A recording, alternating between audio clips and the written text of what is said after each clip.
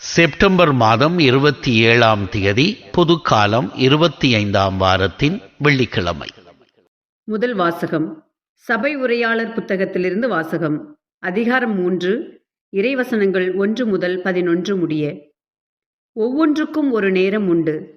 உலகில் நடக்கும் ஒவ்வொரு நிகழ்ச்சிக்கும் ஒரு காலம் உண்டு.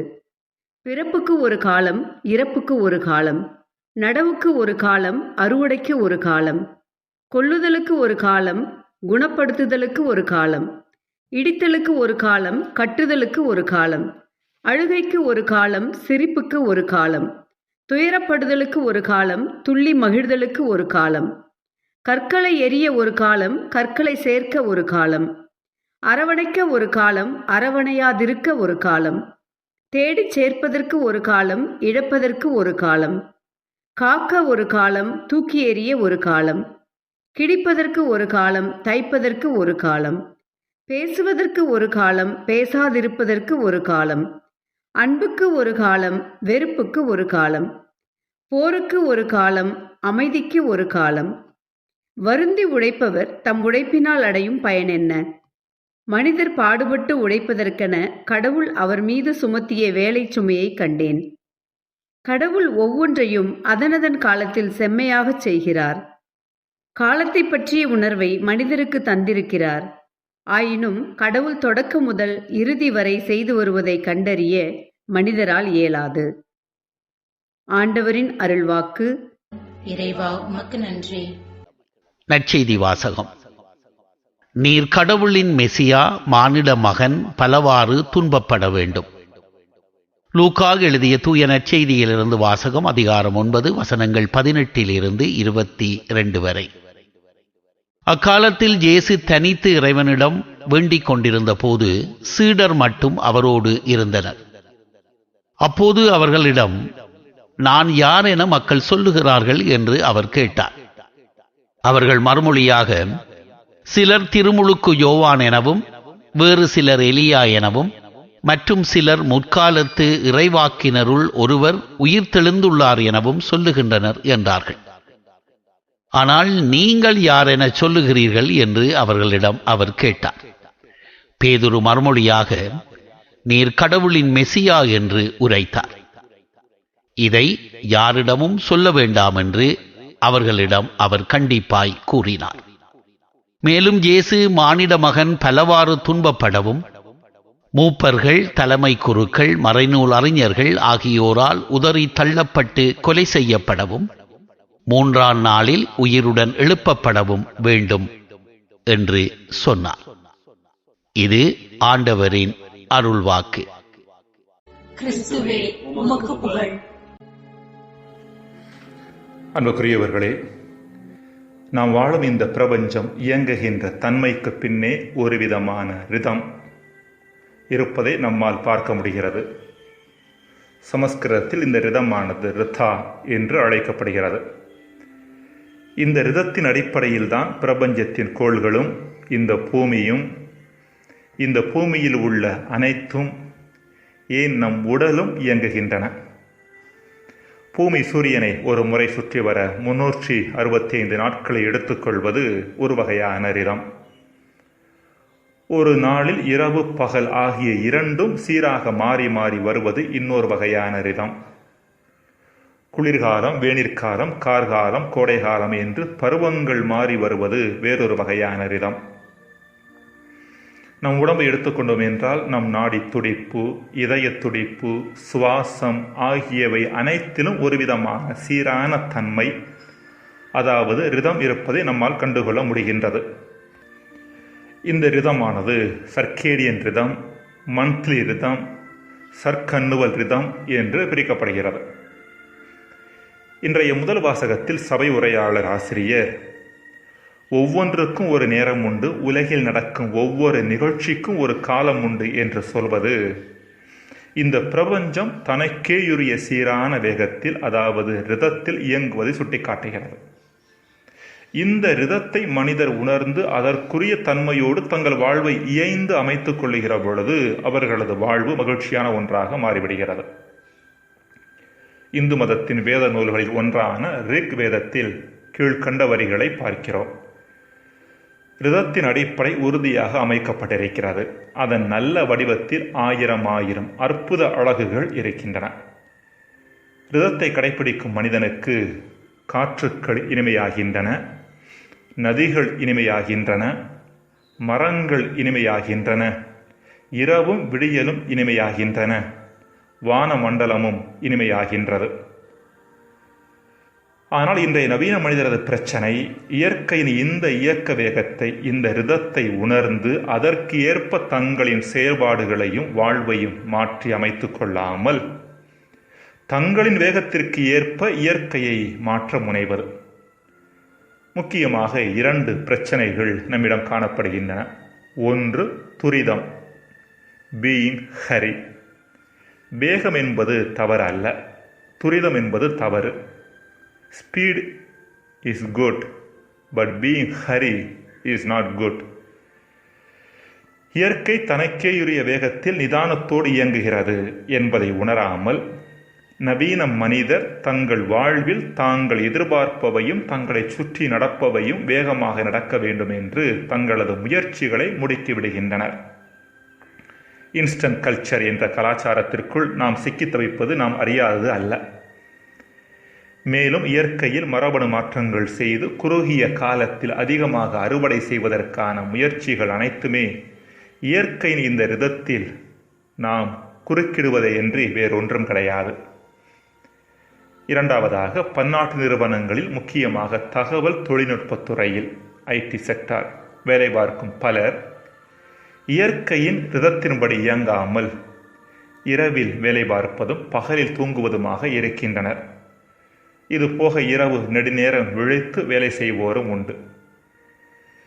மேற்கண்ட 2 காரியங்களும் மனிதர்களது வாழ்வில் ஏராளமான பரபரப்பையும் நிம்மதியின்மையையும் மன அழுத்தத்தையும் இது போக பல்வேறு வகையான வியாதிகளையும் கொண்டு வருகின்றன என்பதை இன்று வரும் பல ஆய்வுகள் எண்பிக்கின்றன. மனிதர்கள் தங்களிலும் இந்த இயற்கையிலும் காணப்படும் இந்த ரிதத்தை கண்டுகொள்ளும் தன்மையை கடவுள் மனிதர்களுக்கு கொடுத்துள்ளார். இதையே காலத்தை பற்றிய உணர்வை கடவுள் மனிதருக்கு தந்திருக்கிறார் என்று முதல் வாசகம் கூறுகிறது. ஆனால் தங்களிலிருந்தும் இந்த இயற்கையிலிருந்தும் அந்நியப்பட்ட நவீன மனிதருக்கு காலத்தை பற்றிய இந்த ரிதத்தை பற்றிய விழிப்புணர்வும் இல்லை. அதோடு இயைந்து மெதுவாக வளர வேண்டும் என்கிற பொறுமையும் இல்லை. விளைவு, நமக்கு நாமே சவக்குழிகளை தோண்டிக் கொண்டிருக்கின்றோம். ஜெபம். இறைவா, வேகமாக தவறான திசையில் பயணிப்பதை விட விவேகமாக சரியான திசையில் பயணிக்க வரந்தாரும். ஆமென். நாம் காலத்தை மதிப்பதன் வழியாக கடவுளை மதிக்கின்றோம்.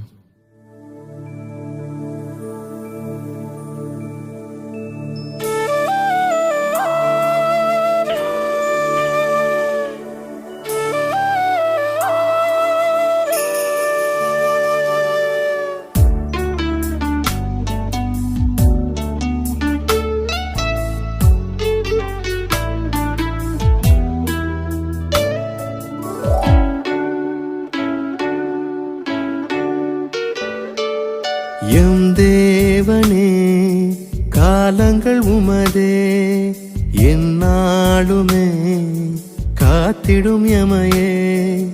எம் தேவனே, காலங்கள் உமதே, எந்நாளுமே காத்திடும் எமையே. எமக்காயாவும் செய்து முடித்திடும் இறையே, எல்லா பொழுதும் நிகழ்வும் உமதருள் தொடரே. எல்லா பொழுதும் நிகழ்வும் உமதருள் தொடரே. கமபா கமபா கமபா சனி சதனிபா சானி சனி தனித பதப மகரிபா சானி சனி தனித பதப மகரிபா கரிசா. எம் தேவனே, காலங்கள் உமதே, எந்நாளுமே காத்திடும் எமையே.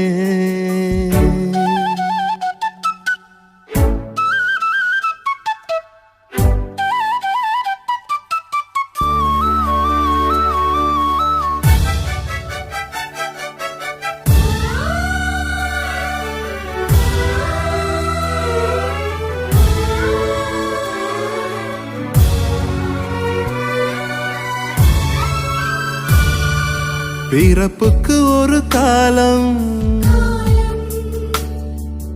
இறப்புக்கு ஒரு காலம், இடித்திட ஒரு காலம், கட்டிட ஒரு காலம், அழுகைக்கு ஒரு காலம், சிரிப்புக்கு ஒரு காலம், கவலைக்கு ஒரு காலம், மகிழ்வுக்கு ஒரு காலம். காலங்கள் யாவும் உம் கருணையின் கொடையே, காலங்கள் யாவும் உம் கருணையின் கொடையே.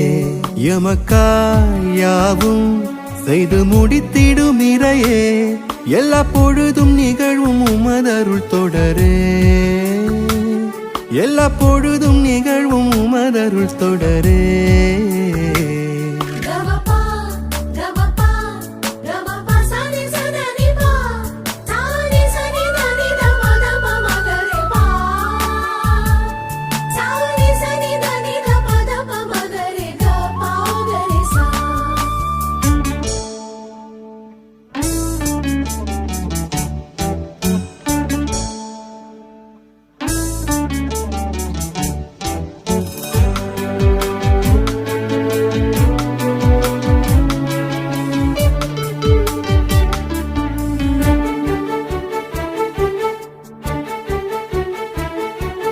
சேர்த்திட ஒரு காலம், இழந்திட ஒரு காலம், காத்திட ஒரு காலம், எரிந்திட ஒரு காலம், பேசிட ஒரு காலம், போரிட ஒரு காலம், அன்புக்கு ஒரு காலம், அமைதிக்கு ஒரு காலம். காலங்கள் யாவும் உம் கருணையின் கொடையே, காலங்கள் யாவும் உம் கருணையின் கொடையே. எமக்காய் யாவும் செய்து முடித்திடும் இறையே, எல்லா பொழுதும் நிகழ்வும் உமதருள் தொடரே, எல்லா பொழுதும் நிகழ்வும் உமதருள் தொடரே.